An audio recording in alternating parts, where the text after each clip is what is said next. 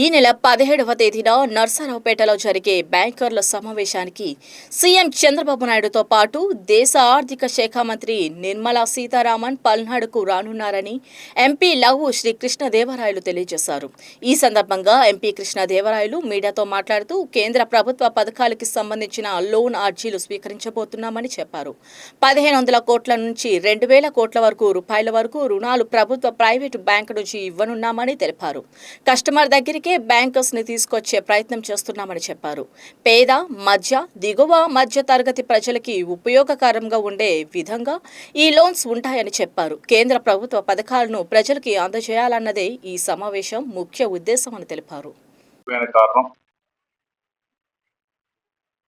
July 17వ తారీఖు 2026 నర్సరావుపేటలో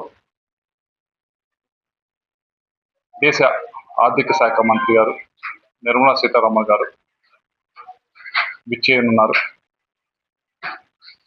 ముఖ్యమంత్రి గారు కూడా ఆ రోజు ఆ కార్యక్రమంలో పాల్గొనబోతా ఉన్నారు.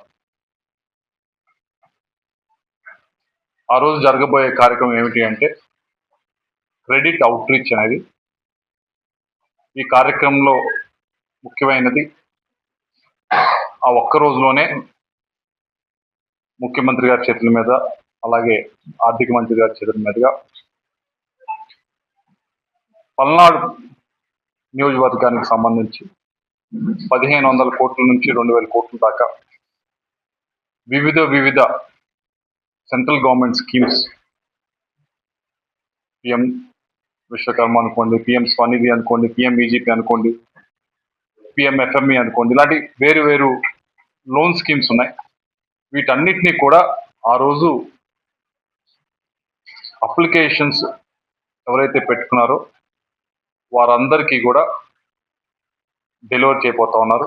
వారందరికీ కూడా శాంక్షన్ చేయబోతా ఉన్నారు. అంటే ఒక్క 1 వీక్లో 10 డేస్లోనే ఇంత అప్లికేషన్స్ వచ్చేసినాయి, ఎంతమందికి మీరు ఇచ్చేస్తున్నారా అనేది చాలా మంది ప్రశ్న. దీని ఎక్సర్సైజు గడిచిన 2 సంవత్సరాల నుంచి కూడా జరుగుతూనే ఉంది. గడిచిన 7 నెలల నుంచి 8 నెలల నుంచి కూడా చాలా ఉధృతంగా జరుగుతూ ఉంది. ప్రతి బ్యాంకర్కి కూడా టార్గెట్స్ ఇవ్వడం జరిగింది. అటు పబ్లిక్ బ్యాంక్స్కి, ప్రైవేట్ బ్యాంక్స్కి, వీటందరికీ కూడా టార్గెట్స్ ఇచ్చి అర్హులైన ప్రతి ఒక్కరిని కూడా మీరు అప్లికేషన్ పెట్టించాలి, అప్లికేషన్ ప్రాసెస్ చేయాలని చెప్పి చాలా డ్రైవ్ చేయడం జరుగుతూ ఉంది. అందుకే మేడం కూడా వచ్చి, ఫైనాన్స్ మినిస్టర్ గారు కూడా వచ్చి ఈ 1500 కోట్ల రూపాయల దాకా శాంక్షన్ చేయడానికి 17వ తారీఖున జూలై నిర్ణయించుకోవడం జరిగింది. అయితే చాలా మందికి ఉన్నది ఏమిటి అంటే ఎందుకు ఈ కార్యక్రమం చేస్తూ ఉన్నామని 2-3 కారణాలు ఉన్నాయి. మొదటి కారణం ఏమిటి అంటే చాలా మందికి మన ప్రాంతంలో బ్యాంకును చూస్తే అది మనకి సంబంధం లేదు కదా అనే విధంగా చూస్తారు. అక్కడికి వెళ్తే చాలా పేపర్లు అడుగుతారు, చాలా మనము ప్రూఫ్స్ అన్ని ఇవ్వాలి, అవన్నీ మనం సబ్మిట్ చేయగలమా అనేది చాలా మంది భయపడుతూ ఉంటారు. చాలా మంది వెళ్ళరు కూడా. అలా కాకుండా బ్యాంక్స్ని వాళ్ళ దగ్గరికి తీసుకొచ్చే కార్యక్రమం గడిచిన 2 సంవత్సరాల నుంచి కూడా జరుగుతూ ఉంది.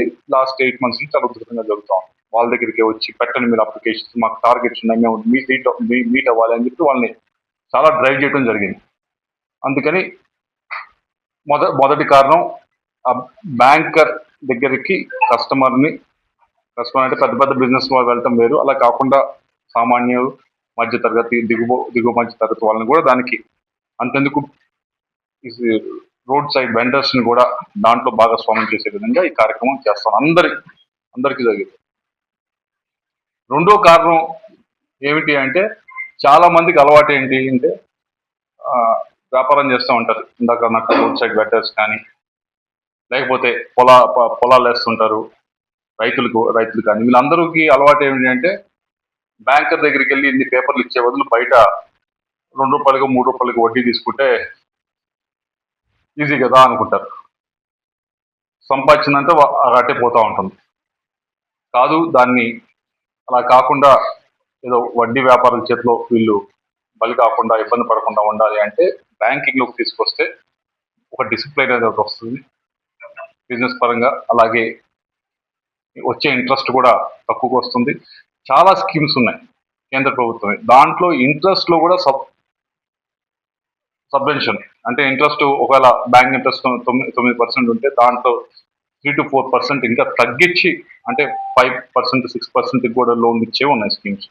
అటువంటి చాలా మందికి తెలియదు. తెలిసినా కూడా దాన్ని అప్లై చేయాలంటే భయం, ఇన్ని పేపర్స్ అడుగుతారు అని. సో అందుకని ఈ కార్యక్రమాన్ని మేము గడిచిన 2 సంవత్సరాల నుంచి కూడా చాలా సీరియస్గా తీసుకొని చేస్తా ఉన్నాం.